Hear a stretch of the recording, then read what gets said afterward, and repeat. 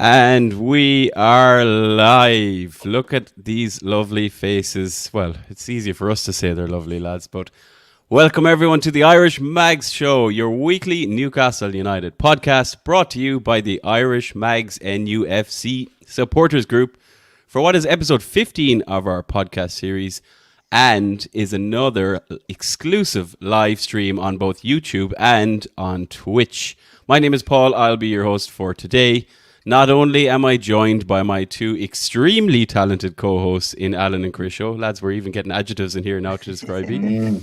I am delighted to welcome back for his second Irish Mag Show appearance, a man who looks very calm, very healthy and refreshed after a little break away from the madness of Newcastle United Twitter. Live all the way from a top secret bunker hidden somewhere below in County Cork, it is of course Mr. Sean Casey. Welcome in, lads. Welcome in, listeners. And of course, welcome back, Sean. The first guest, I believe, to be on twice on this podcast so far. Tev doesn't count. Tev doesn't count at all. Tev doesn't count. What do I get for the hat-trick appearance? We'll have to look into the bonus to see if we have a hat-trick bonus in for you. But considering we're still waiting for Tev to pay the three of us, Sean, I wouldn't be hanging on too long. So I have to tap up Tev, is it? Where does he live? Yeah, Tev's the man. He's a dog. Tev so has don't the be worried about keys. it. He's over and back to Newcastle a lot, like, isn't he? No wonder where he's getting the money from. Yeah, exactly. Tev is one of them. Tev is one of them. That money was just resting in my account, kind of lads. So that's kind of where we are. Scandalous start. Scandalous. Scandalous. YouTube channel. You'll always get a free Goose point. jackets. Yeah. Yeah. Look, one thing's for sure. If you see Tev in Newcastle, make sure you find him because you'll probably get a free pint off him. But let's move on very quickly away from that. Sean, it's great to have you back. We can't wait to hear what you have in store for us today. There's rumours that you have some bits and pieces of information circling that you might be revealing on this evening's show. I'd say just more of a general chat, I'd say, Paul. And we see what comes out. You know, we see what it leans into. He's really playing hard to get, lads, but don't worry, we'll break him down. He's not going anywhere. He's not getting away lightly. So yeah, you won't want to miss that, whatever we can get out of Sean. For those of you who are obviously watching, whether it's on YouTube, whether it's on Twitch, get your questions in the chat. Or if you want to ask Sean anything, or even ourselves, we'll make sure Alan and Chris are working double time while Sean is revealing all. And for anyone who's new around here, be sure to like and subscribe if you're watching on YouTube. Hit that follow button if you're tuned in on Twitch. And of course, leave us a 5-star rating if you are listening on Spotify or Apple or wherever you get your podcasts, because we will release this live show during the week. Right, lads, before we crack into our audience Q&A, before we tap into Sean's mind for the latest Newcastle news and transfer rumours, let's just get a couple of things out of the way. I want to get your thoughts on a few different items. The first being that 3-2 defeat to Chelsea earlier in the week, which probably started off the week a bit negatively for us. I do fear we have an angry Chris show on the show tonight, but only time will tell. And then what we'll do, lads, is we'll turn our mind to a more positive piece of news that just landed today on the day we are live, which is that Anthony Gordon has finally been called up to the England squad. Very much deserved for the first time in his career. And we'll have a little chat about that. Before we do that, though, let's start with Chelsea. We'll talk about the performance and how we felt. Sean, I'm going to come to you first as our esteemed guest. Thoughts on the performance, the squad selection from Eddie Howe, the tactics, and ultimately the result? Do you know what? I'm actually getting to see a lot more recently because my young fella, he's only 5 and he's gone mad at Newcastle, so I have to watch every game twice. So if a game is on at 8 o'clock at night, I'm pausing the first half, putting him to bed, watching it later, and then I'm watching it again the next day with him, so I'm probably seeing it a bit more. And you know what? I wasn't angry with the performance. You know, I got a lot of stuff sent on to me about the usual fucking talking head nonsense there on YouTube and people with these like big damning statements about how he's doing wrong and what he's not doing right.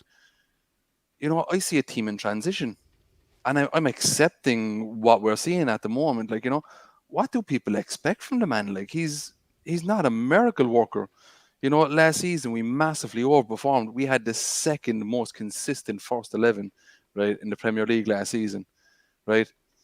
We played an aggressive, fucking heavy, high press, you know, absolutely no space given to players, you know. We were like, intensity is our identity, all this kind of stuff. That has to change. If you want to evolve to be a top football club, right? You look at the likes of your Man Cities, your Liverpools and Arsenal. they high press the very, very odd time. Liverpool probably do it a little bit more, but you won't see Man City and you won't see Arsenal do it that much, depending on how they create a numerical advantage and which part of the pitch they create that on. Eddie Howe said it at the end of last season. He kind of said it throughout last season. This isn't the way I want to play football full time. I want to play more possession based football, right? Mm. Fair enough. Granted, we don't have those players now.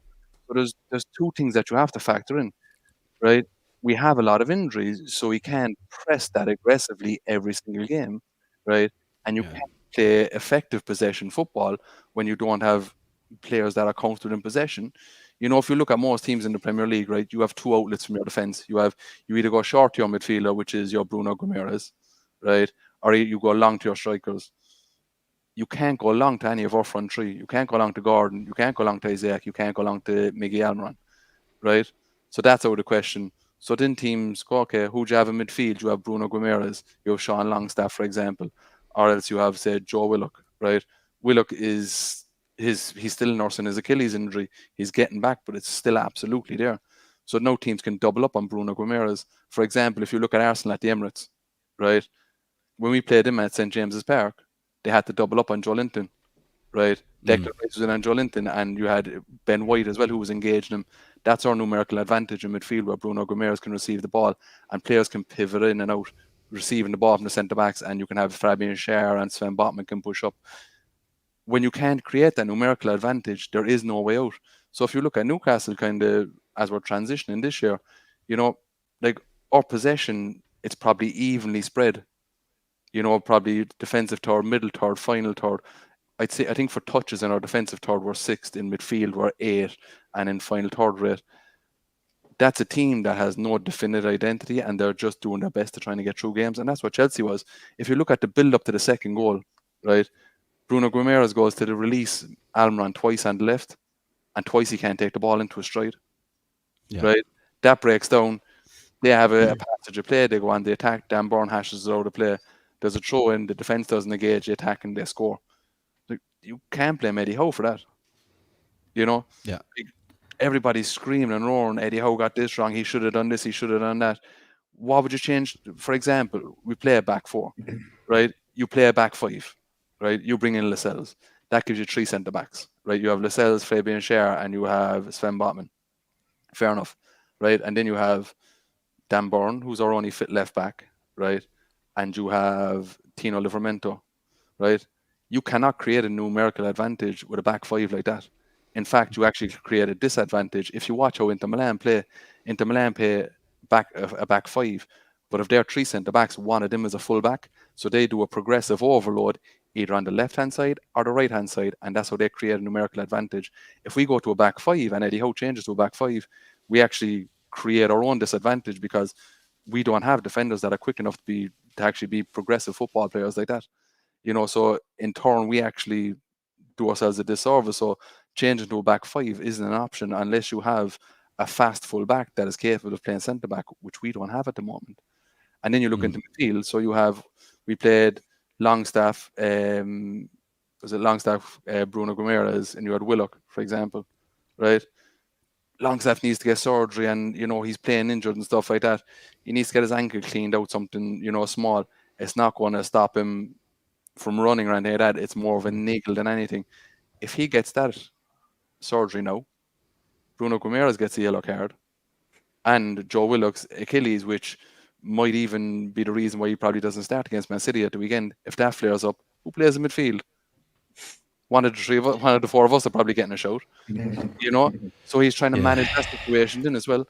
And then you have a front 3, Alexander Isaac, right?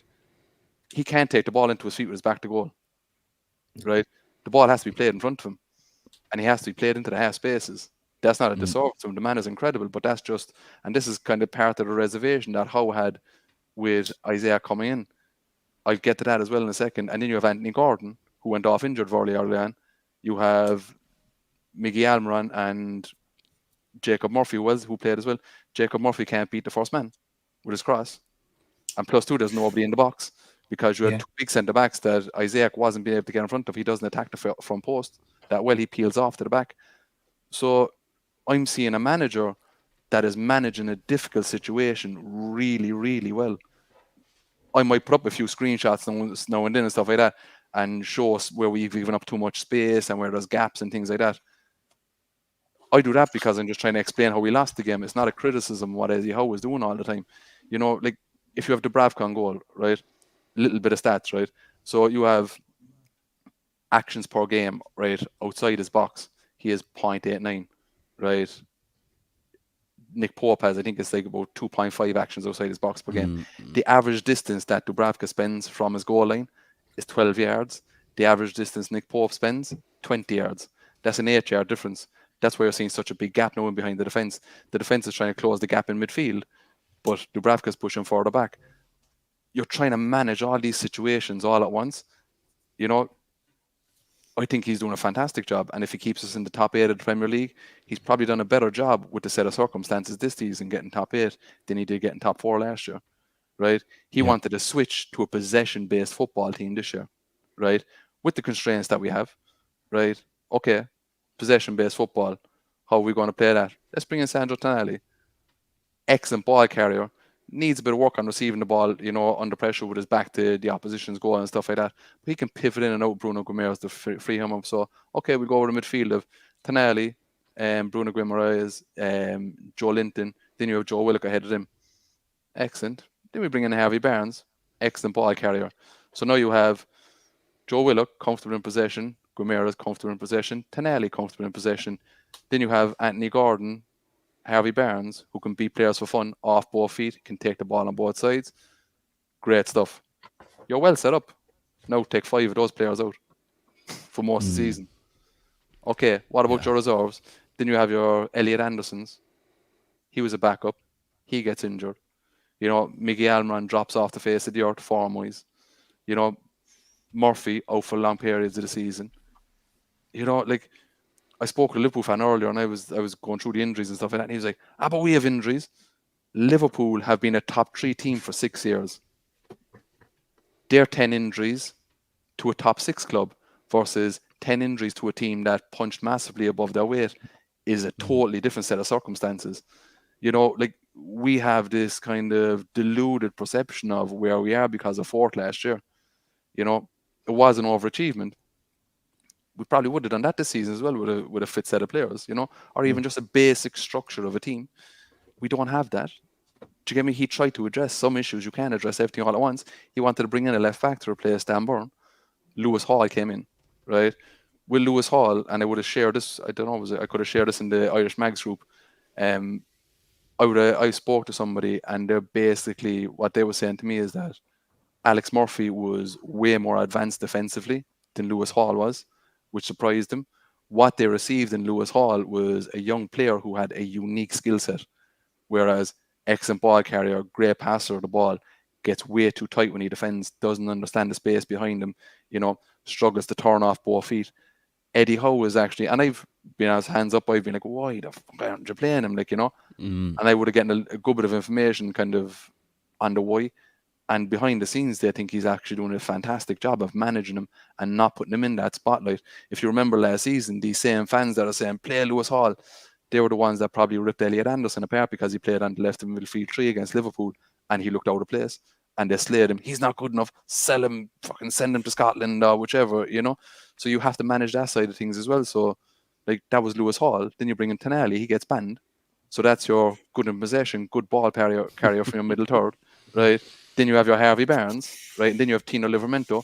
Why isn't Livramento playing more? Because he was out for a year with probably one of the worst knee injuries that you can get.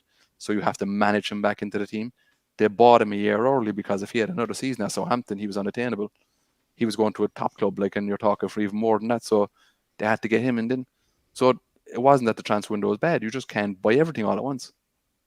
You know, so Sean as well. Like, you can't account for like a lot of that. You expect injuries in the season. Good God, like the amount of games you're going to play Champions League, but an awful lot of it happened all at once within that couple of months spell. And your point was really valid there, Sean. You said like the plan to deploy a style, a strategy, a tactic with certain players. And as I looked at it there on Monday night, we suddenly had half of the 2019 team back again. Like when we played Chelsea 4 or 5 years ago, half the boys that were in that game were playing on Monday night. You know, so but like, points are valid. Yeah, a lot of people will say, Oh, he has his favourites, and is it his favourites or are they just the best available to him? You know, like, I think Sean Longstaff is probably on a test period with Howe that can he play this progressive style of football? You know, can he be a possession-based midfielder, which look like he can. He's not a great athlete. He'll give you everything he has, and he would be good to use in rotation when you are playing. If you do have Willock, Joelinton, and if you do have Bruno Guimaraes, you know, he's good to print that in. But his level is exposed. You know, when you drop off the quality level in the team, you know, he's a stabilizer. He's like a Darren Fletcher. You know, like Darren Fletcher looked good in that Manchester United team because he'd done the little bits that the other players didn't have to do, which let them excel. Yeah. He's the same for us when we're playing well and we have a full complement of players. You can't play Lewis Miley every game either. You know, the kid is only 17 years of age. You know, getting to grips with Premier League football, you have to protect him. Do you get me? Like, and you can't, like, he knows what he's going to get out of Lewis Miley. You know, he knows he's here for a long time. You know, I think the likes of Longstaff and stuff like that, this season is probably a bit of an audition as well from, you know, as in, like, show me what you can have with this new progressive style of play. And I'd prefer to see Eddie Howe evolve the team and become a possession-based team, much like the likes of Liverpool and City and Arsenal, rather than being this out-aggressive, high-press, non-stop players breaking down. You know, you have to evolve past that. And you need another skill set as well, a plan B. So if this season is finishing it and developing an A and a B where we can go, we can high press when we have a full complement of players, and we can also have a possession-based team, that keeps people guessing. You know, then you can do what you've done against Wolves. You can sit in and you can hit on the counter-attack. That's not a manager that's out of ideas. To me, that's a manager building a skill set within a squad that has a very, very low baseline that needs probably another 2 or 3 windows to actually build what he needs. You know, you have this narrative as well that he doesn't want to sign this player and he ruled out this player and ruled out that player. I'm probably guilty of creating some of that hysteria in the sense of, you know, like, I'll be honest with you, I don't get much time on Twitter. So, like, if I put out something, I can't really answer it. And then it can snowball. And then when you do try to do it, your reply gets lost underneath it. You know? Like, if you take Alan Varela, for example, went to Porto, right? Wow. Newcastle could have signed him, right? 12 million. But what you're getting in that 12 million, you buy him for 12 million, but there's a stipulation that he has to have a release clause of 50 million and 30% of that 50 million goes back to his club. Where's the value in that for Newcastle? Mm-hmm. Joe Gomez goes to Wolves, right? That's a deal done by, I think his agent is Carlos Lette, right? And Jorge Mendes doing that deal to get him to Wolves. Because they have such a reputation and he's so embedded in Wolves, it's a different level of release clause. It's almost a handshake of, you give me this deal, I'll give you others to other clubs. We're not in that bracket to work with likes of Jorge Mendes and stuff like that. And that's why a lot of these teams, like your Newcastles and your even the likes of Arsenal and stuff like that, or, you know, Liverpool, that's why, like, Liverpool didn't really go at the Andre deal as well because the release clause was crazy and the percentage sell-on was huge as well. Frank at Crystal Palace, 18 million with a 25% release clause, with a 25% sell-on clause, and his release clause triggers after 2 years, which is really, really low as well. You know, so if you're a club with ambition, could you imagine trying to explain to fans if Alan Varela came in last January, right, blew the doors off, absolutely incredible, and then he gets bought by Liverpool in the summer for 50 million? Imagine the uproar. Yeah. What value is that? You know, you're either all in or you're not in at all. Like, and that's Eddie Howe's motto, like. And it's the club's motto, right? It's the board, ambitious club. Yes, like, different struggles. We're an ambitious club for the long term, as we've said it a lot of times on this show as well. And it's just a case of, like, we all expected more this season, but we didn't expect what we were facing this season. And just to throw one last thing about the game, and maybe the last few games defensively, because we're talking about the tactics, we're talking about, you know, if we had certain players, we would play a certain way. But I think it's kind of fair to say, you know, we've seen the stats about since Pope has gone, since Dubravka came in, but there's more than just one guy in goals who's responsible for conceding. The one thing I wanted to run by you, Sean, before we start jumping into some of the audience questions, I feel like one of you mentioned the word protection there. Like, you've Dan Byrne, who we feel like, you know, has been exposed at times, and obviously the Gordon injury didn't help. But, like, Dan Byrne doesn't get a whole lot of protection when the likes of Willock and Joelinton haven't been there. You have Dubravka obviously covering there and isn't getting a huge amount of protection, and ultimately Botman, who's, you know, probably still not 100% confident, 100% sharp, 100% fit, isn't getting protected either. Like, do you see that as a major issue? Parking the tactics side, just a basic fundamental of a back forward that's not confident for many reasons, needs to be protected, and for some reason, doesn't seem to be. I let the lads talk into this one there because I went off on a tangent there a while ago, so I give them a bit of airtime. I mean, What for example, what did you think of the Chelsea game, Sean? Give me another half an hour. yeah. I mean, Alan, I'll go to you. Sure. Like, I mean, like I just found it's kind of a repeat issue. Botman has been slated in our WhatsApp group online, but we don't seem to be protecting the likes of Burton or Botman in a time where they could do with it because the confidence isn't super high. That's it. But what do? Do you pull them out and then you have people online saying, "Oh, they've been dropped because they're not good enough," or do you try getting to play through their period of bad form, although it's not entirely bad form? Like, the injuries have affected everywhere on the pitch, but defensively, we haven't lost too many defenders per se injured, but the defensive minded players around, not in the defense, but the midfielders that would protect them, that's just such a massive loss. So it's a really hard one to say. And what do?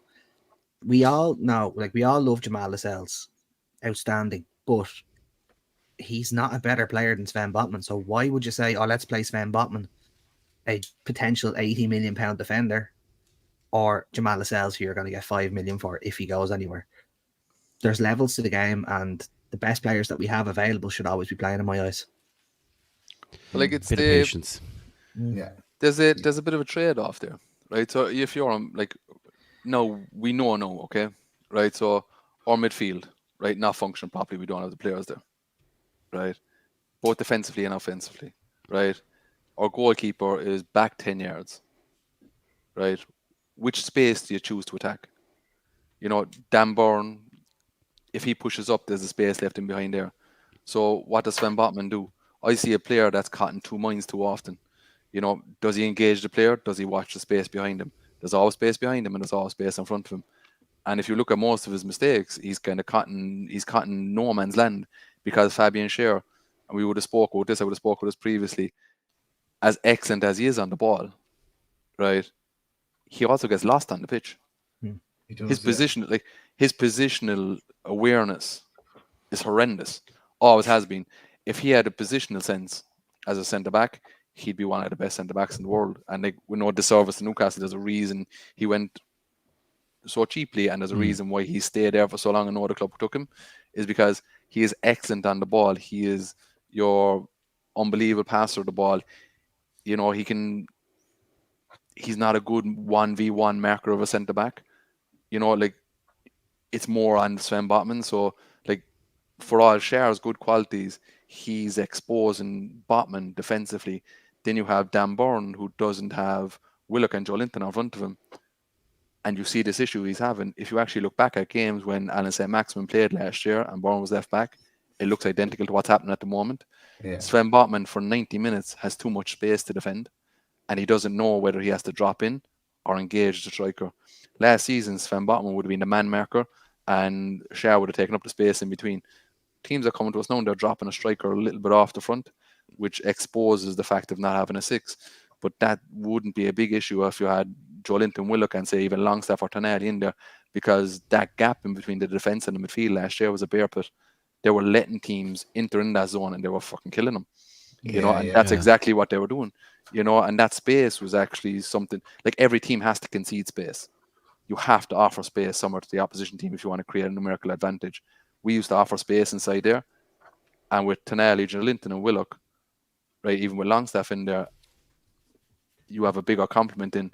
Lewis Miley isn't a defensive midfielder, you know, and he's learning that six role, you know, and with Longstaff in there with Lewis Miley, they're a little bit similar in the sense of they're not, how would I say, they wouldn't be high pressing, engaging, watching runners and stuff like that. We've seen them lose runners multiple times this season, Forest away and stuff like that.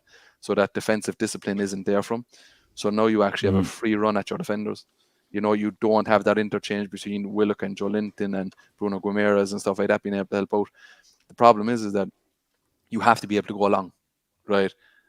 A long ball isn't a hoof from your goalkeeper. It's a pass over 30 yards to a team and to a player in a different zone, 3 zones in the pitch, right?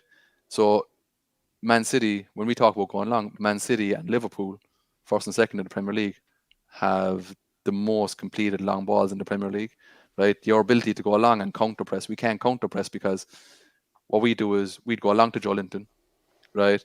Whether he wins it or loses it, there's 2 players can counter that ball straight away, and we pin teams in. Teams are terrified of us being able to go along to Joe Linton. Now you take that away. The only person you can go to is Bruno Guimaraes. He's your only creative outlet, and that limits you massively.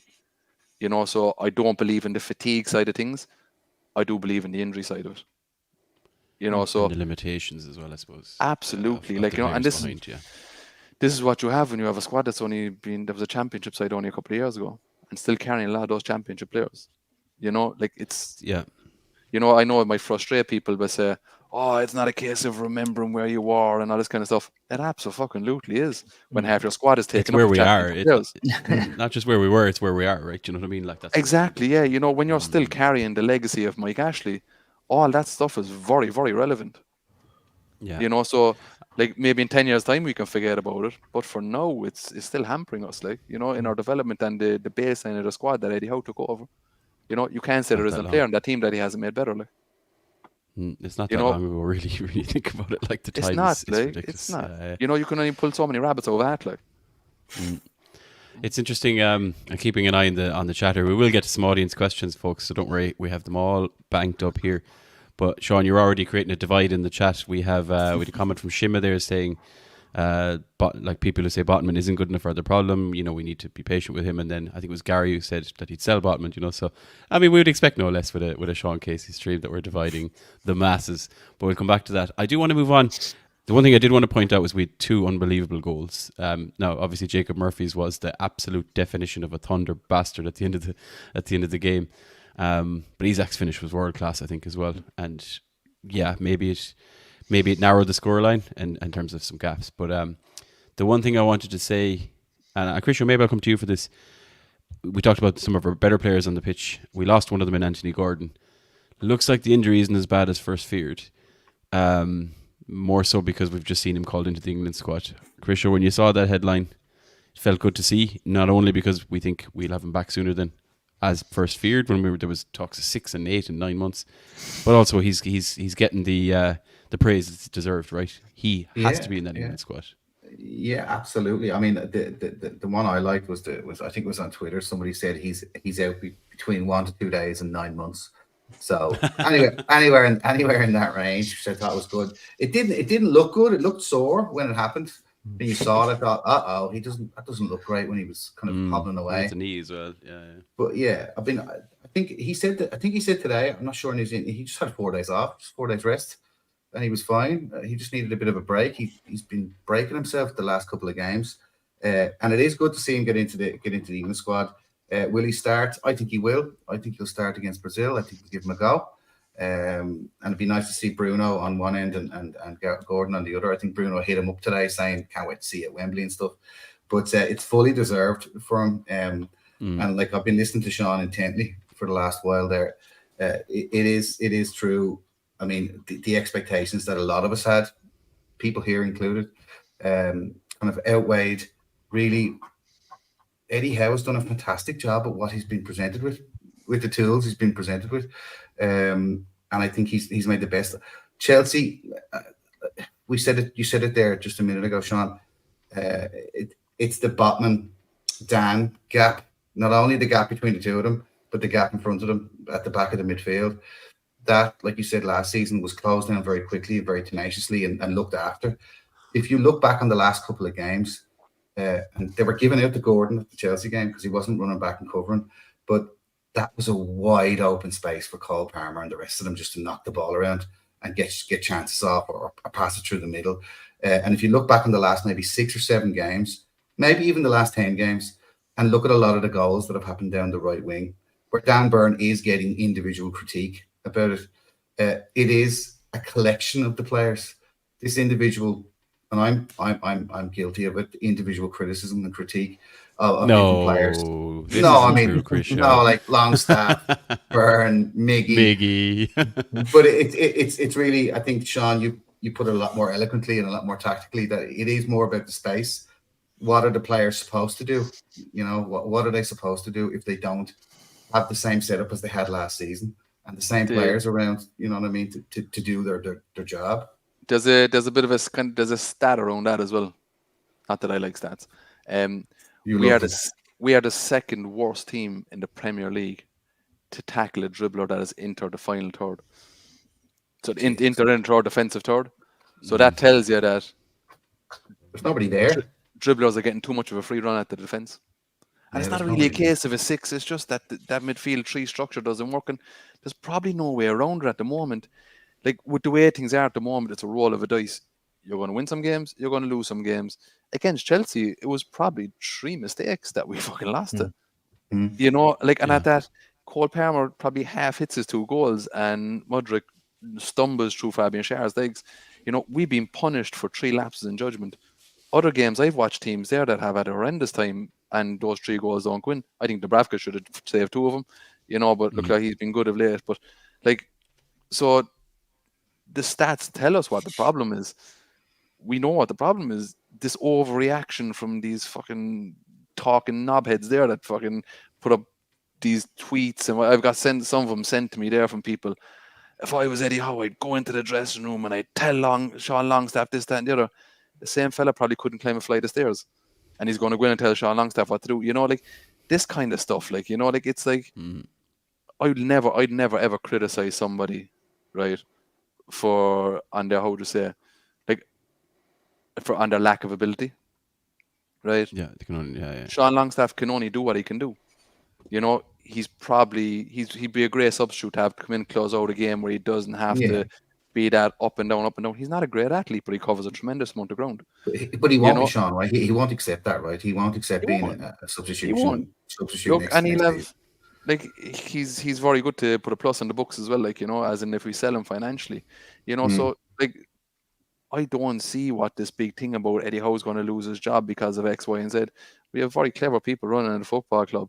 And the first 5 years of this, and especially with how the PSR rules have to be brought in and everything is brought in to stop us growing as a club, it's about stability, not success. Eddie Howe is going to bring us stability. Like, our biggest fear at the moment is dropping out of the top 8. If I had offered this to any of you 2 years ago, you would have snapped my hand off it. And then some. Or, and like, then some. Like, it's fucking madness when you think of it that we're worried about not being a top 8 team. That's mad. You know, Eddie Howe will bring us stability, and with time, you know, granted, we might not get the players that look brilliant on YouTube because of certain reasons, you know, like Eddie Howe didn't want Moussa Diaby, and he's starting to be proved right. Emery doesn't play him because he doesn't do fuck all defensively. He offers no defensive cover, and Emery doesn't play him. If you look at it, like, he's in and out of the team an awful lot, you know, so he'll get some right, he'll get some wrong, you know. And what the breakdown when it comes to players like that is, you have Steve Nixon, who is an excellent scout, right, one of the best around, but he does it by an eyeball test. Then you have Eddie Howe, who is data driven, incredible with, you know, stats, data, etc., and he wants every pinpoint and, like, certain things to be hit. And there's that little bit of a gap in translation, I'd say, and probably why things don't marry over. That's why Andy Howe is now working so closely with Steve Nixon to try to bridge that gap to build the data behind these players that Steve Nixon is finding to make the recruitment process an easier transition. You know, you have Andy Howe, who was guilty by association. It's like, he can't be good. Sure, he's Eddie Howe's nephew. That's jobs for the boys. Dan Ashworth wanted to get in his buddy, but that's not the jobs for the boys. Where's the balance there?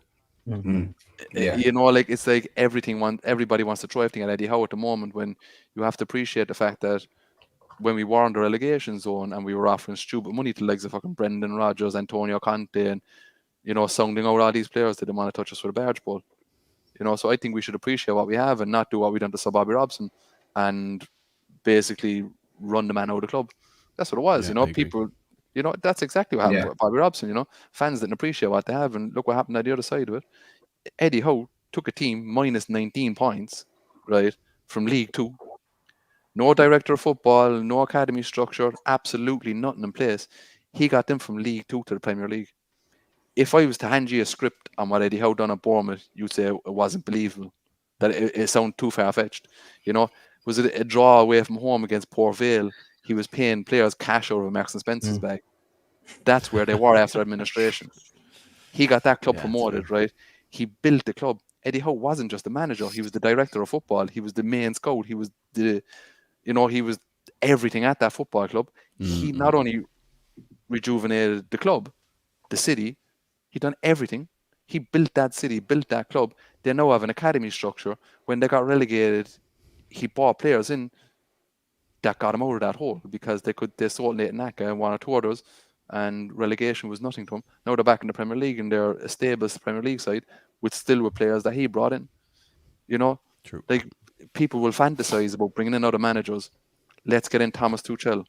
How on earth can you bring Thomas Tuchel into our current situation? Right? Tuchel got sacked from Chelsea because he wouldn't attend transfer meetings. He'd send his agent. He doesn't want to be involved in transfer negotiations, any of that kind of stuff. He's like, he might suggest a couple of players, but he leaves it all to his agent. Who they're talking about, come back to me with the information, I give yes or no kind of stuff, and he wasn't engaged in it. Nagelsmann, you know, this again is fantasy stuff. His big follower at Bayern Munich is because he spent no time at the club. In his downtime, you know, like if they had international breaks and stuff like that, where they had meeting plans about recruitment and all this kind of stuff, he was gone. He was off on holidays with his missus or whatever like this, and he left it to the board. You have two managers there that were babysat very well by elite sporting directors. We don't have that at our football club at the moment. We don't even have a sporting director at the moment. You know, we have Dan Ashworth. We do have a question. We do have a question about that, so I think we'll circle back on that one for you. Yeah, but you're right. You know, so I think it's kind of it's overreaction for interaction on Twitter in large parts, and unfortunately, we gauge a lot of the fan base by what Twitter is. But going off Twitter and kind of conversating with people just on kind of WhatsApp and normal chat, you actually get to appreciate it more because you don't have that noise kind of clouding your judgment on how and where things are going. And I know for a fact, since I actually deleted the app and all this kind of stuff off my phone, I have way more appreciation for what we have now because I'm not frustrated with the nonsense online. That's a fair point, and we like to think we're very sensible around here in the Irish Mag, so, except when Alan is in the bleaker, that's a different story. But when we're here, we like to feel like we're the rock of sense, because at the end of the day, lads, that's what we do as the Irish contingent of the fan base. Right, lads, great. Like, we've done a load there. Geez, we've done way more than I expected. But looking into the game, the tactics, we started touching recruitment. Yeah, no bother, Sean. That's why you're here. That's why you're here. That's why we have you in. I think what we'll do though, lads, is I think we should go in and tackle some audience questions, because Sean looks a little bit comfortable for my liking, and we need to get his brain on the spot very quickly. Put him on the spot, indeed. Right, we have some good questions here. I say we could take some from the top. Do you know what? We touched on the sporting director. Dan Ashworth, obviously on gardening leave, doing his thing. We've a question in from Callum here. Anything regarding Paul Mitchell, or in general, Sean? Any other names circulating that are realistic, and a timeline as well? I would have put out a tweet today just back from 2021 where Mitchell actually sounded himself out for the Newcastle job. Originally, and they spoke to him. They liked him. You know, he has a good CV and stuff like that. But I still don't think the club know where they want to go with it. Tangent time. So with Dan Ashworth, right, there's a bit of a myth around Dan Ashworth. There's a bit of a kind of Chuck Norris kind of thing, like, you know, it's like legs and tails get on. I heard he scored fucking Pele, you know, when he was, you know, when he was in the womb kind of stuff, you know. But like with Dan Ashworth, right, Dan Ashworth was a great structural organizer, like a great structural organization. He told the club how it should perform and put people in place, right? Brilliant at that. He didn't want to be involved in transfer negotiations, or he didn't scout players. He might go watch the odd match and stuff like that to have a representative at a game, but he wasn't a scout. And he didn't want to negotiate transfers. It wasn't his thing.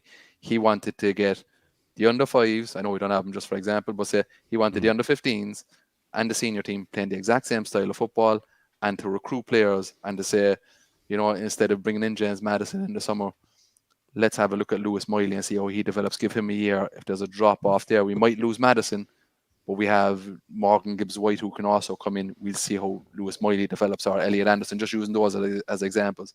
You know, so in that case, he was good. He wanted the club to kind of build from their youth teams and stuff like that, and he put great structures in place. People like Dan Ashworth, I don't know what kind of like backgrounds you're in and stuff like that, like, you know, but in my industry, we'd get in a Dan Ashworth type probably once every 2 years. He'd come into a department and stuff like that, and he'd say, oh, this is how you need to do your coaching, and this is how you need to get the best out of the people, and, you know, put stuff in place, like, you know. That has a lifespan as well. I think Dan Ashworth has done what he needed to do, but as a natural progression, I think we need to evolve kind of past him and bring in a different skill set. You know, you need probably an elite negotiator who has an eye for a player, and then you also need somebody who is incredibly stats heavy. You know, so if you bring in, say, Phil Mitchell and Phil Giles, you have Not Phil Mitchell. Surely not Phil. Paul, we'll go Paul Paul Mitchell. Mitchell. Not Phil Mitchell. Very different sporting director profiles there. If you bring in Paul Mitchell, right, who is an excellent deal broker, you know, you see the progression in his career. Scout, you know, chief scout, sporting director, you know, consultant, all this kind of stuff, you know. So, like, if you have a Paul Mitchell, and if you have somebody like Giles from Brentford, he's actually developed. Do you ever use the 12 app there? It's for stats on football games. That's actually the app that he developed. So basically, it gives you all like XG and periods of possession and where things were most effective. He actually developed that app. So he is stats heavy. So I wouldn't be surprised if the role is probably divided between two people. You know, and if they're bringing two, because I think the plan was to bring in somebody in under Ashworth as an assistant to Ashworth to gradually kind of take over other roles that he didn't want to be doing because he didn't want to be involved in negotiations and didn't want to be going scouting players. And he probably found it hard to manage Howe because Howe has been there and seen it all. Like, Howe has a better resume than Dan Ashworth ever has. You know, Dan Ashworth, right? If you look at it, Dan Ashworth, right? England DNA project, excellent, implemented it very well, put the right people in place.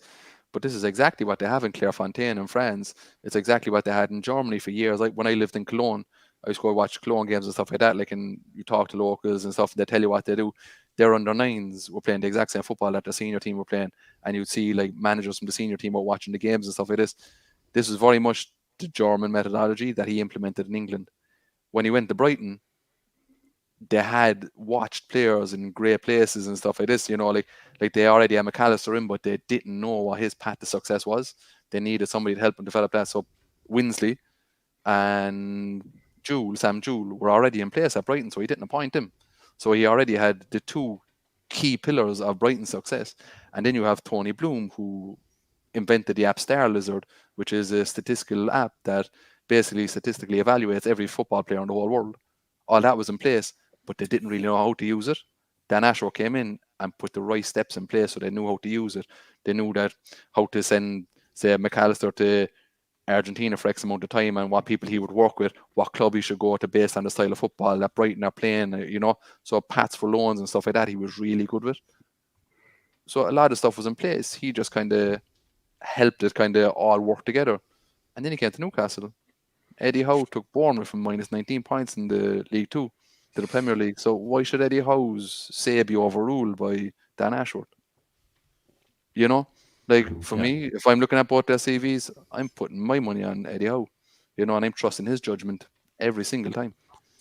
You know, and so Sean, sticking with that, before we go on to targets, because a lot of questions here coming on about potential transfers, but this probably ties those two topics together. Obviously, we've ended up with you have Ashworth for the while. We've had him. Obviously, he's on leave now. Eddie Howe in there as well. There's a question here from Mike that says whose signing was Barnes, and then was the plan to shift Gordon around. But like, if we use this question to really talk about the transfer window, the previous one, and maybe how it might differ from the upcoming one, do you feel it was more Ashworth or more Howe? There's a lot of discussion about this. I think it was Howe. I do disagree, and I don't disagree with the transfer. Barnes is an excellent player, right? We're talking about somebody who's been injured for half the season, right? For a scenario's sake, right? You have Alexander Isak playing up top, right? And you have Anthony Gordon and Harvey Barnes, two ambidextrous, interchangeable forwards. So they can switch wings as they want, right? An elite skill for any footballer is if they can take the ball on the half turn with either foot, right? There isn't many players in the world that can take the ball on the run on either foot or take a turning on either foot, like Anthony Gordon or Harvey Barnes can. That's a skill set that Eddie Howe was looking for to play his possession-based football. You know, that you can switch these players over, you can play them in the half space, play them out wide, and they will take the defender either way. You look at it that, and you look at it kind of structure-wise, and you look at formation and stuff like that. I think it's a great call to have that type of player. Now we evaluate it with the way the season's gone because Barnes has been injured and Almiron has had an absolute stinker. You're thinking, okay, that didn't work. He got that wrong. You know, not necessarily. You can't pass judgment on it. You know, like Diaby, he wouldn't have been a good fit. Defensively minded, he's not good enough. Kudos, great player, great on his left foot. But if you watch games now, a lot of teams are showing him in on his right side, and he doesn't look as effective. He's dropped off a little bit. If you watch teams, watch him play the next game, and if he's playing against a competent fullback, and if they push him onto his right side, he kind of fades out the game. So there's that aspect to it too. So yeah, Barnes was an Eddie Howe signing. How can you evaluate someone that hasn't played? How can you evaluate a system that hasn't been tested? Yeah, fair. And then we have a couple of questions here, and we'll invite the lads in a minute, Sean. But this will probably be this will tie back to the last time you were on. We had a question here from Jake, and a similar question from Callum earlier. Would the club actually go for number 6 in the summer? So dropping into that centre midfield area. I know we've talked a lot about whether Eddie wants a 6 or not, but to bridge those gaps, thinking about injuries, players, we had another question as well at the beginning about Ederson. Do we actually think Ederson is someone that's realistic? I think it was from Dave there. So what are your thoughts, Sean, on centre midfield, 6, Ederson, etc.? I can't see him going for 6, being honest with you, unless it's Philip Billing. Unless it's, Philip Billing would have been like, Philip Billing would have probably gave us an extra couple of points since January, because he was, I think it was about 15 million he was available for, and you can go along, you can put Philip Billing up, and he takes 2 players. Philip Billing is not going to set the world on fire, but he creates a numerical advantage. As you play him on the left side of your midfield, he gives more protection to Dan Bourne, and when you're trying to play out from the back, he gives you an out ball as well. So probably won't be Philip Billing. We could have done with him, yeah. So like people say Ederson and Onana, or even Smith Rowe and Ederson. Why would you sign Smith Rowe and Ederson when Morgan Gibbs White does what both of them can do? Gibbs White is the number 1. And that's it. That's where it starts. Morgan Gibbs White is probably the most talented player outside of the top 6, I'd say. He has an incredible skill set. The reason why we're not seeing him so prominent now is because he has to use all of that skill set in every game for Forest, because they have those deficiencies. He man-marked Bruno out of the game. He was excellent. He can man-mark players. He's press resistant. He can take the ball off both feet. He can play either side of a striker. He can play as an 8. He can pivot into a 6. He can play everywhere. Morgan Gibbs White is very high at the top of that list in the summer. And I think there's definitely a deal there to be done. If I was to say their top target, I'd say it'd probably be Gibbs White. And they'll probably spit out a few names that will try to kind of take away from that. Onana, I don't know. If you're trying to play possession-based football, I can't see it. They do like him. They have watched him. They've scouted him since Lille. I would have put out the stuff that they've watched him when they were at Lille. So they do like him there. But I think he's more of a fallback on, if Joe Linton doesn't sign a contract, he's the one, that they look at. But for me, I can't see him signing a 6, because I think he'll want a bit more flexibility. Now, Kone is available for a good price in the summer from Gladbach, because they have issues. So if he becomes available for a price, then I look at him, because he's a strong 6 that can play as an 8 as well. But I can't see him going out now for a 6. But I know that they've watched Rocco Reitz extensively. They've watched Ederson a lot. Both players are 8s that can kind of supplement as a 6 if they need to. So I can't see it being a natural 6. So that ties into maybe James's question here. I have another question that's mentioning specific positions. We might come back to that, but thinking about priorities, we talked in the last show when you were here about potential budgets. But speaking of midfielders, do you still think that midfielder role is the priority, Sean? Or do you think that they're looking at strikers? We had a comment there that Wilson has made a glass, which we all know.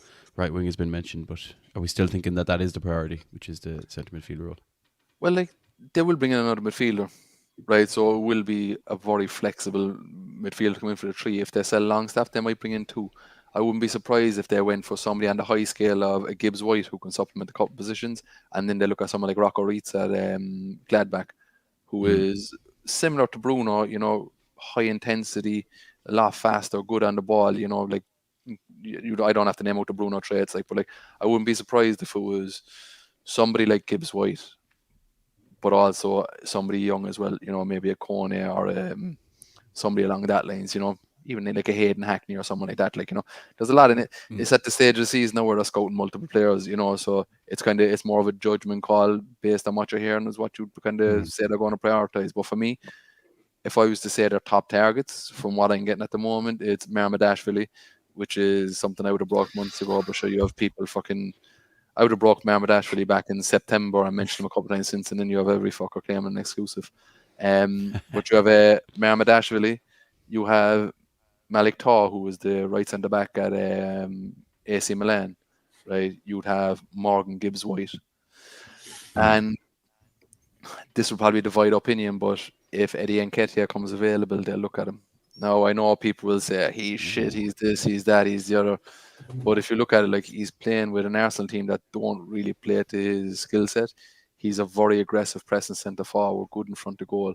And if he's available relatively cheap, you know, he's definitely somebody that they look at. But I do know, like, for me, that's the top targets. But then you work back from that. Like, you know, they're looking at there's a young fella out in Middlesbrough there, centre back. His brother used to be at Liverpool, Van de Beek, I think it is. So they've watched Middlesbrough a few times. They've been looking at him, he's only 19. You know, so is it a case of if you can't get Malik Taw because he's too expensive, they bring in somebody like Toussaint, you know, Lascelles goes out and you bring in a young 19-year-old centre back like either Edwards, who's at it, I think it's Porphyry's at it, you know, I think it's Van de Beek, I think Vandenberg, no? Not Vandenberg. Vandenberg. That's the one at Middlesbrough, you know, and then they're looking at Zaibani there as well, that's at Bournemouth. You know, so they're looking at a couple of different. So they've watched him pre the Bournemouth move, you know, but there was a lot of clubs watching him, I suppose. But they've looked at him, and then you have your Morgan Gibbs-White. I think Gibbs-White is the number one, being honest with you, that they're looking at, you know. And then up front, left side, you're talking your right side there, where you're going to replace Miggy Almiron. Brian Mbeumo is somebody who they really, really like, you know, and if he didn't get injured and if there was money available in January, he's probably somebody that they would have moved for. Yeah, I remember you mentioned that on the last one as well. Let's see how that injury progresses. But we've already been haunted by injuries already, so there might be a bit of second guessing happening there. Another name that is not going away, Sean. I actually have two questions here. One here is from Mike Noises of Lloyd Kelly, maybe for Big Dan Byrne. Obviously, Sean, last time you were here, you talked about the style of a left back, maybe that's why Eddie Howe likes Dan Byrne versus obviously Lewis Hall, right? Because of that aerial presence, that tucking in as a centre back. I think we had Callum as well asking about Lloyd Kelly. Hasn't gone away. There's a connection there with Eddie Howe. Do you reckon it's still on the cards and maybe as realistic as them all? The December of the takeover, I would have kind of came out with a first about us being in for Lloyd Kelly. So they did all talks with Bournemouth around in trying to get him in, but they wouldn't sell. After that, then, you know, kind of leading into summers, he's been injured and stuff, you know, and the money's been crazy that they've been asking for. Eddie Howe absolutely loves him. Tyndall loves him.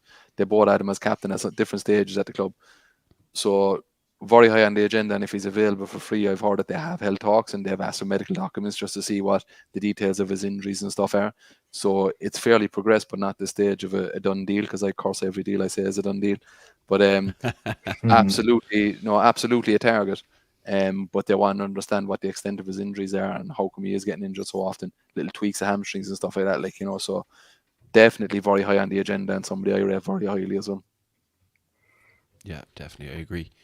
Now, we've kind of an overall question here, like for realistic summer targets. I think we've talked about some of those, but here's where we're going to group some of those questions about, you know, who's a realistic summer target, who's a priority, and maybe we'll get something out of Sean's brain that we haven't heard yet. But is there anything that's not being talked about, Sean? I suppose in terms of, like, we've all heard the Lloyd Kelly stuff, we've all heard the, like, you know, the Gibbs White. There's a lot of the same stuff going around since the end of the summer, definitely throughout the winter. Do you think there'd be anything like unexpected? And by that, you're probably looking at either something like Tonali. I don't think anyone really expected Tonali. Like, it's a big signing, he's a big player, you know, big old history at Milan, big fee. Do you think the signings we're talking about are more of these, what you described last time as Premier League kind of proven players? Or do you see something a bit more unexpected happening at all in that window with considerably more money? I don't. Do you know, I think they know they have to spread the budget a little bit thinner this summer. You know, so I don't see anything wild off the charts where you're bringing in an Isaac or something like that. Like, you know, again, there'll be age limitations as well. Florian Wirtz, they've looked at him, you know, at Leverkusen, but Love him. That's not going to happen. Like, it's just not. Like, we're at different levels at the moment. Like, and to try and get a player like him, he'd probably end up at Munich, for example. Wild cards, I say one I would keep an eye on for the, say, 6A position would be Palacios, I'd say, at Leverkusen as well, who they've watched a lot, very similar to Bruno, but a lot comes down to what happens with Bruno as well. So we probably have our biggest budget this window. So we have, the strange thing about Champions League is that you only get Champions League money to spend after you've been out of Champions League, so it really affects it'll affect the bottom line this year. And I was told that they had like a big media sponsorship that they've actually delayed because of financial reasons. They know they'll just break even for this year, but they'll bring it in kind of more closer to the summer. So they have extra revenue streams coming in. They'll also have a couple of players that they're going to sell. So you have Wilson, Almiron, Lascelles, and Trippier. They all have moves to Saudi lined up if they want them. So very much on the players. So they are aggressively going to use the Saudi market to sell players in the summer. And that's just more of a choice of the player rather than anything else. Again, it's the attraction is going to be there because people will see progression. And the likes of your Gibbs Whites and Malik Taw and Marmadashvili and these kind of things, they know they're coming to a team that are going to play good football and they'll get a chance to play. That's a big thing for players at the moment. I do know Marcel Bout. That Dutch fella that was brought in, he's had to be extensively scouting. You have Sami Kalshishoy, I think it's Besiktas he's at. More Turkish, yeah. And you have Samid Bazdar, who's at Belgrade. Young striker, tall, strong, quick, good off both feet, excellent right foot. But he's been extensively scouting both of those. So I think his thing is he's going to bring in a young striker from across the continent, and they're going to bring in an experienced striker to replace Wilson. So we probably see the biggest changes to the first team this summer, and it's part of the evolution. And Eddie Howe will 100% be there to see over it. There is no movement on Howe. They are backing him 1000%. And even more now after Ashworth is leaving. And that, I've just popped a question on screen because I feel like it's connected to it, right? You're talking about natural evolution of players that would leave. And this question probably alludes to then players that we may not want to leave, but who might, right? And we also had a question in there about from Bruce about Bruno's release clause, right, as an example. So, bringing that together, Sean, you're looking at players who will want to offload, and you're talking, where we might get some cash and we're going to naturally evolve. There is still that fear that we may lose some players, and that in turn, does losing a Bruno or an Isak for a big fee while we get good money in change what a potential target might think of moving to Newcastle? Because they're like, if I'm good enough, I'm like, I want to play with Bruno, right? Bruno leaves, does that change perspective very quickly? No, it doesn't. Again, who was there when Bruno decided to join us? Jeff, don't say Jeff Hendrick or Show. No, don't say it. And with all due respect, with how many times he's had to break him down this season, who's going to pay 120 million plus for Isaac? Who has the money to do that? Who needs him? In a sense, you have Man City that can buy him. You have PSG who can buy him. PSG are probably the only team that have the money that could spend it. And if they do, then we get good money. I'm not worried about the players that we lose because we get the money for them. With Bruno Guimaraes, there's something that was really interesting that was mentioned to me recently. So he has a release clause this summer, right? So 2024 and 2025. So if he stays past the next two transfer windows, in 2025, there's an option to renew the contract he has that takes out the release clause and gives him a pay rise. So if he stays through these two windows, there's an option to him to kind of probably even retire at Newcastle as a century, because I think he'd probably know that he's not going to get that big move. And plus, two players now have the security as well of if they're not going to get a big move to a top club in Spain, like a Real Madrid or Barcelona, you probably have you're going to get the money in Saudi anyway. So you can kind of stick around for that a little bit longer in an English club and stuff like that. So if Bruno stays the next two windows, there's an opportunity for him. I think there's something related to the contract that he goes back into negotiations and he can remove the release clause and get a pay rise. It probably depends on where the club is at that time, But I'd say it's more the fact that if we can only give you X now, we'll include this release clause. If nothing moves, you're going to be moved on to this. So I'm not worried about players leaving. It's part of progression, and if players want to leave, let them go. I think, if you look at it, we haven't got many wrong in the transfer window, so I'm not worried about them not spending the money well. People might say Lewis Hall, but he's a 19-year-old left back that has probably, 8 or 9 Premier League appearances. You know, we bought him for the long term. You know, give him time to develop. To me, I respect the fact that Eddie Howe hasn't thrown him in for the sake of throwing him in. You know, like like everybody knows this is a Dan Ashworth signing. You know, like Dan Ashworth would have, like everybody through the England setup, all up through the ages that worked for him, were filling their ears, telling him that he was an elite talent. You know, so he brought him in. Eddie Howe could have played him for 5 or 6 games, leaked it to the press that he's a Dan Ashworth signing, and dropped him and never played him again. Instead, he's the one that's taking the criticism for protecting him. That's why I love Eddie Howe as well. Yeah, and he's shown he's not afraid to do that, right? Like when he I remember when Botman arrived, and a lot of us were like, "Where's Botman? Why hasn't he played yet?" It's hard to remember, but like back in January, coming into February, like we weren't seeing Botman play. He took his time, and it proved to be right. Botman was outstanding, obviously, after that. Now, granted, he got injured since, and there's improvement to be made. But yeah, fair play to Eddie Howe. We'll let Sean have a bit of water there. I just want to run through some of the comments. Yeah, just to give you a break, Sean, because we have way more to get out of you. Don't worry. How many cans are you at, Alan? I'm only the one. Alan it's a big can of Monster that Alan has. That's exactly it. Nice comment here, lads. We can welcome in our counterparts over from the Grease Mags. A comment from Al's there. Another cracking show, and he spelled crack the way you're supposed to, so it's nice to see as well. And nice to see the Grease Mags. But we may have to speak to Tev about an Irish Mags tour to Greece in the summer with some of that money that's resting in his account. Lovely to see. Nice comment from GK in here. Always good to hear from Sean. Always appreciate his perspective. And a slightly different tangent, Sean. If we're looking at the under-21, or if we just combine it with 21's academy spending, we've seen a couple of signings. You know, you mentioned Alex Murphy. We've all seen Carl Heffernan. The kid came in from Man City there, Alfie Harrison. We got that right back in from Wolves. So, like, do you see simultaneously or parallel to the main squad signings that we know we're going to see in the summer, and despite Dan Ashworth doing different things, do you think there'll be the same focus on the academy as well, bringing in players? Absolutely. As well as you have Jack Ross now, who's actually seeing over that, would have been the ex-Sunderland manager. You know, so yeah, absolutely. You know, that's the natural progression, but it's very hard to attract these young players.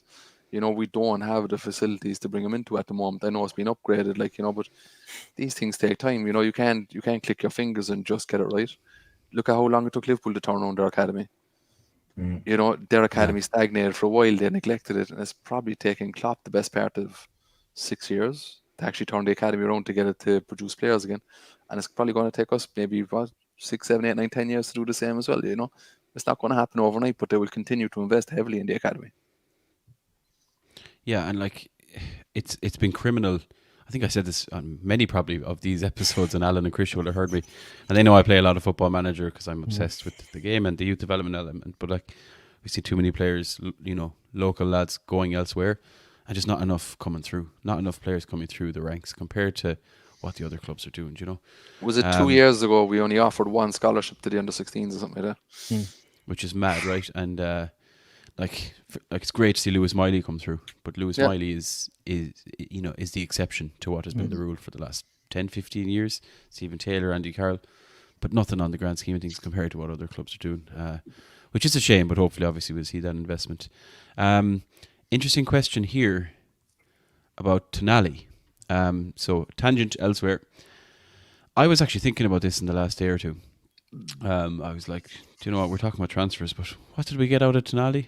5 games, 4 games, 7 games, like not a whole lot. Obviously that goal on the opening day of the season was lovely. Krisho, I know you have your ear to the ground when it comes to things like the FA, when it comes to investigations into suspicious activity. Have you heard anything about the FA and this Tonali thing? I've seen a couple of tweets a couple of weeks ago, but it's gone quiet again. There's a suggestion that some of the betting, because it was on games that were played in England, that the FA could, in conjunction with sponsored by Sky Sports, take Newcastle down because they're Sky Bet. Yeah, but in a sense, Sky News seem to be doing a number on Newcastle United in the last couple of days. I don't know why. They're running documentaries like why Newcastle will fail, but. It looks to me like there is a potential, and I mean this genuinely. I don't know what Sean has heard, or Steve Nixon's just rang me. He says you're doing a great job, Sean. But it looks to me like there is a possibility that he can get another 9 months. So there's English-based. another 9 months on top of the 9 months that he's already got because of funds that have gone missing that Sean? he hasn't paid back. So look, Any truth in that? right. So basically, what would happen? Oh, See, they took him offline. They didn't like what he was about to say. Wow. YouTuber like that is it. Folks, a live exclusive. Sean is being cancelled on the stream as we speak because we've temporarily lost Sean. But we'll keep the show running until he comes back. There's another couple of interesting questions here. Yeah. And there's one here from I just froze there, did you? you didn't know. Yeah, that was sorry, just we Yeah. lost you there, Sean. And Chris Show suspects that the FA Sky contingent are trying to literally cancel you They jumped live straight on into- stream. So for the Tonali thing, right, is this ban, right? So the UEFA brought the ban. It has to be sanctioned by the government bodies in each country. So basically, what was provided to the FA was all the evidence up to the date that he stood in court and pled guilty. So the FA have seen all the evidence up to that date, and what that's not evidence of Tonali saying, "Oh yeah, I bet there on X, Y, and Z." This is his phone giving in his apps, everything. He gave full access to everything that he has ever done. The FA have seen all the information. They've stood over it, right, and signed it off that they accept that ban, right? There's a date and a timestamp on that. The FA can't add on to a ban of information that they already know. If there is a ban, it'd have to run in conjunction, which they'd have to do from the date that they got the information and the date that they accepted the previous ban from UEFA. So the suggestion is that they can add on to the ban would be crazy because there is no new evidence to find because he gave everything. He basically gave up his phone, his access to all his accounts, everything that he had, everything was given. So how can they add on to the ban then from there when they know all the information back in, say, August, September? There is no new information. There is nothing new that came to the scene. They can maybe ban him for the same amount of time in the Premier League, which they already have done. You know, there is no really juice to it unless they want to financially, financially hit him. You know, that's the only thing that they could properly do. But if you look at all the bans that have been handed out to Ivan Toney, and you have your man in Nottingham Forest there as well, is it Tuffalo or whatever his name is? You know, they can't just add on another 9 months. It's absolutely impossible. Yeah, I think it's a bit of not scaremongering, but dramatics, particularly. Just it's filling the information void attracts. because there is nothing about it. Yeah, that's a fair point. Right, a couple more questions before we then really. I mean, I'm not in Sean go without giving us something. But before we get there, a couple of kind of current affairs topics. Question for Mark: any news on Joe Linton in terms of is he gone for the season? Will we see him again this side of the summer? As far as I'm aware, that the injury is ruled And the out for contract as season. well, actually. You know, so again, Joe Linton is the kind of fella that would fucking turn up in the morning and play with a cast on. Like, but yeah, no. So like on the contract stuff, it's funny, you know, because like I'd listen to NUFC Matters there, Steve Ray and that, and the lads. I think the professional show is good or whatever, and it was mentioned on the show that they believe that the Joe Linton contract will be announced during the international break. And not messing, if that show, say for example, was on a Friday night, from that Saturday up to today, I've been getting fucking messages and screenshots of tweets and saying, person X is saying that Joe Linton signed the contract and stuff like that. The amount of information that people copy from that show based on hints is fucking frightening. Like, you know, I'm not messing, the show would have went live on the Friday, and Saturday, Sunday, there was Joe Linton and pen signs up and all this kind of stuff. Like, for fuck's sake, at least give him credit where you heard it from. Like, so I have nothing on it. I haven't really dug into it that much, being honest with you. The last I was told is that he was offered a 4-year contract. There was about 20 grand added onto his baseline or whichever, and that's just white noise, you know, people adding figures in. But he got a pay increase. It was 4 years, but he wanted 5, you know, locked in at a certain price. So unless the club have given away a lot, it's not done. But they would have had to concede a lot of ground for that deal to get done. Yeah, and I'm sure there was a lot of conversations, right? These things don't happen overnight or from one week to the next. No. Do you know what I mean? When there's that much money on the table, there's a lot going on. So, again, you had people who are like, just give him what he wants. It sadly doesn't work like that. Only Tev actually gets that kind of deal. Tev gets whatever he wants. Joe Linton's probably it's a name we may or may not discuss with the next question, Sean. From a user who calls themselves, I forgot what my username is, but fair play to you for getting logged in. What do you think the long-term plan of the captain is? Trips surely only has one full-time season left. What would your thoughts be there? That's an interesting question, isn't it? It's a good one, yeah. I mean, we've seen like, Lascelles is the club captain, right? But naturally, we don't see him getting a lot of game time. Dan Byrne has obviously led the team out, but similarly, is Dan Byrne there for another full season or beyond? Yeah, probably. So I'd suppose jumps to mind. naturally you'd probably see Sven Botman long term if Bruno Guimaraes leaves. You know, he's having a tough time now, but look, players go through these phases. Yeah, and now because like there's a lot of leadership in the likes of Joe Linton, but I nearly wouldn't want to have him thinking about captain duties. You just want him to go out and do what he does. Do you know what I mean? Like that's where I am with it. You know, Alan, and thoughts yourself? Yeah, the same route, but then another one who I could see getting it to be a little left field would be Anthony Gordon. I think he's the type of player that you go, look at what he's doing. You'd follow him in the battle because he's a lunatic. I can't see Pope being the captain because I can't see Pope being with us for too much longer. So yeah, it's an interesting take as well. Miley will be the captain in I don't know 2027 and then for 15 years after that. I don't think Miley's a captain type of player. He's more of a follower. You see, when he famously gets past this 17 moniker, which he's been for like the last 2.5 years, when he's 25-year-old fella, this guy will be a machine and a beast. Gerrard, Liverpool, Miley, Newcastle, same thing. He'll be the superstar captain. Listeners, just be happy he's not recommending Jeff Hendrick for the captaincy. Right, we're going to slowly wrap up some of the Q&A, but folks, keep them coming in if we have anything that's linked. There's one thing I wanted to tie in here, which is going back to Eddie Howe, Sean. And you know, you've kind of stated how you feel about it in particular. Your opinion is very much he's the man for the job, stability versus, you know, instant success and all that. So we have a couple of questions here. There's one fairly strong one, I would say, from the Carlisle tuner. Saying that no doubt injuries have hampered Eddie, but his in-game management is poor. Good mid-table manager. If that's our ambition, we should stick with him. So that's you know, it's. I mean, I don't want to say it's a hot take, but it's the other side of the argument of, you know, where people are perceiving Eddie not making the changes that we need to see in the middle of games, Plan B, etc. What's your take on that, Sean? But how can you implement? So, won't be disrespectful. Like, how can you actually implement? How can you affect a game with subs when you don't have subs? A bunch of defenders, maybe. Yeah. You can't put out a first 11 that can effectively carry out either one of your game plans, so your subs aren't going to affect that either. The cries to get Lewis Hall on, you know, he's obviously protecting him because he doesn't think he's ready. That's a judgment call. You know, besides that, who else can you take off the bench that's going to affect the game? You know, there's nobody there, like. You know? And there's a question here from Toon Tactics TV, friend of the show, asking about Lewis Hall. Like, do we see Lewis Hall as a left back? Which is an interesting one because you said he's multi-skilled, right? Yeah, so I think what they found in Lewis Hall was a midfielder that was going through a period of transition to become a left back, and they've probably taken him halfway through that period where he kind of fell between two stools. He was neither, you know. So they've looked at his skill set and they believe he will be a left back. So that's what they're coaching him at, to be a left back. You know, so a little bit of patience.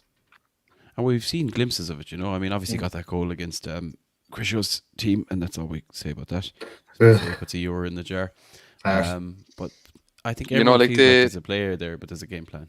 To revert back to that in-game management thing, you know, you can go back to the AC Milan game. You know, there's multiple games where we've been done with that exact same goal. Dan Burn gets too tight. He doesn't stand his ground too often or even plant his feet. He's moving everywhere and not kind of going anywhere at all.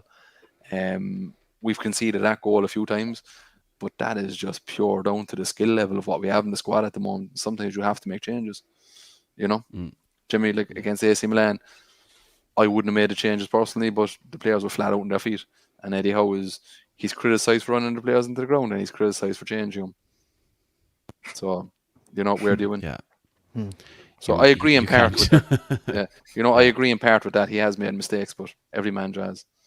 Yeah, definitely. And linking into that then, looking ahead before we wrap up the audience questions, question from Paulo here. Do you think he'll continue for that possession-based kind of system or kind of still go with the high press next season?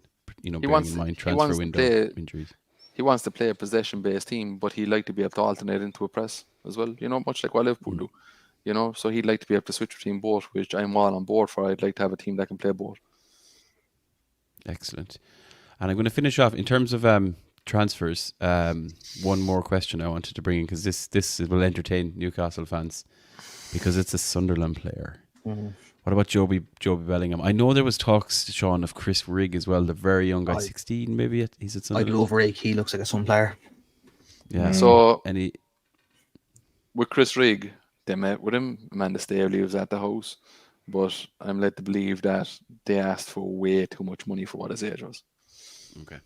So they wanted Lewis Miley money, whereas Lewis Miley was already after establishing himself within the club, and you look what Sunderland done to him. They played him a couple of games, got his contract and dropped him out.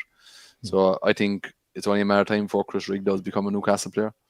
But I think he got shafted a bit by Sunderland, and I think they got a bit too greedy. With Joe Bellingham, we did. I was told that we actually did make him an offer, but he wanted to go and play football. Okay. I don't know why he went to Sunderland if he wanted to play football, but he ended up there now. Nice. That's what we love to hear. That's for Nags there, because Nags used to be a Sunderland fan. I remember. Oh, God. I remember Nags back in the day going down Patrick Street with a Roy Keane 16 jersey and fucking when he was the Sunderland manager. Lads, we've done an hour and 17 minutes, and now we've broken and we've got the drama. We're back to the drama again. We know that. Sean and Nags is the bromance that we all love to see in the Irish Mags community. As much as we say the same about Alan and Chris Show. Right, Sean. By the way, thank you, listeners, again for all your questions. Some really great questions coming in, and great to hear Sean and our own responses. And once more time, folks, if you haven't already, hit that like button on the stream, on the video, and subscribe to the channel as well, because we're going to be bringing you so much more content in the coming weeks and months. As we come to the end of the show, Sean, I'm going to go with a blank canvas here now. And, we've had a lot of listeners asking a lot of questions. What have you not been asked, Sean, that's on your mind, or that you've heard or picked up? And what's locked up in the vault there that you just can't keep it in any longer? Jesus, I don't know. That's a really on-the-spot question, isn't it?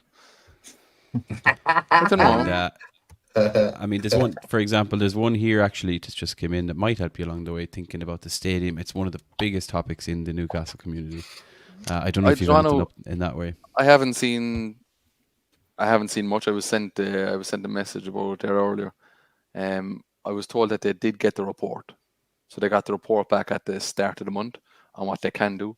There is the opportunity for increasing by about, I think, is it like 6,000 or something like that, that they actually can, play around with, and actually can extend St. James's Park. I think that would be more of more of an emotional call rather than a realistic call. They have the opportunity. They can extend St. James's Park, I'm told. Will they do that yet? We don't know. I think they probably will. Just based on where it's located and how it affects local businesses and this, that, and the other thing. I am told that the women's team will be getting a new stadium that will be shared with somebody else, and it will be about 30,000 seater stadium. Whether that marries in with the training ground in around that location as well, I'm not sure. I do know the location, but I can't say it.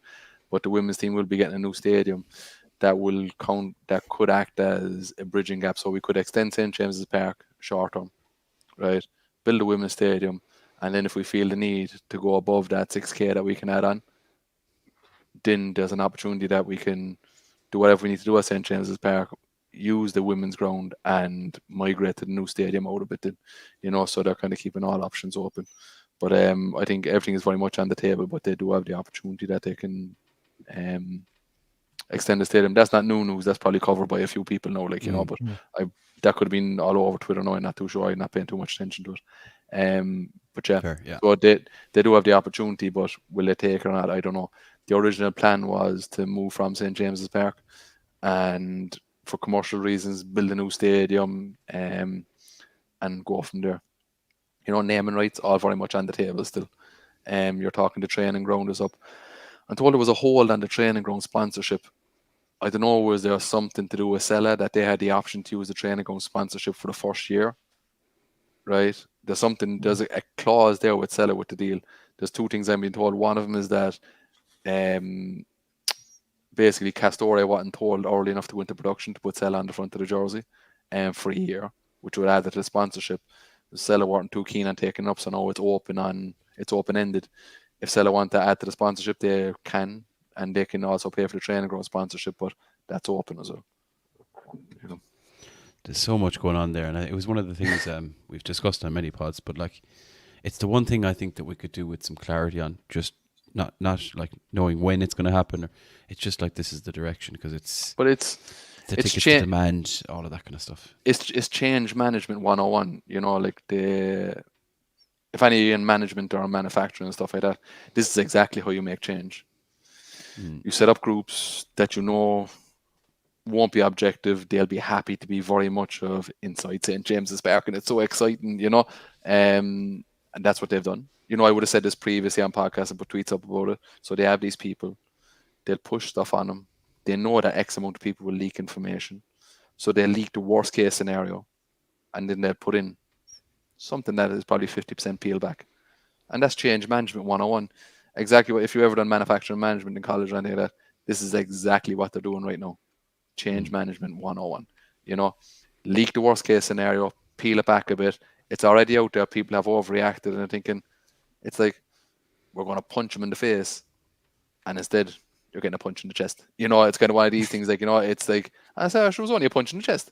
You know, it's and that's exactly, that's what you do. Like, they leak the worst case scenario, and they're purposely leaking stuff. I was asked by somebody else, you know, and I know for a fact that my account was just being used to leak something. And I was like, not through the ownership or anything like that, like, but it was something separate. And I was like, I'm not that stupid. I'm not getting myself caught up in that, you know. But yeah, they leak certain bits of information that they want to get out there that sounds like worst case scenario, and then peel a little bit back from that so everybody's accepting of it. It's not as bad as what we were told was going to happen, you know. Fair. And that's what ends up.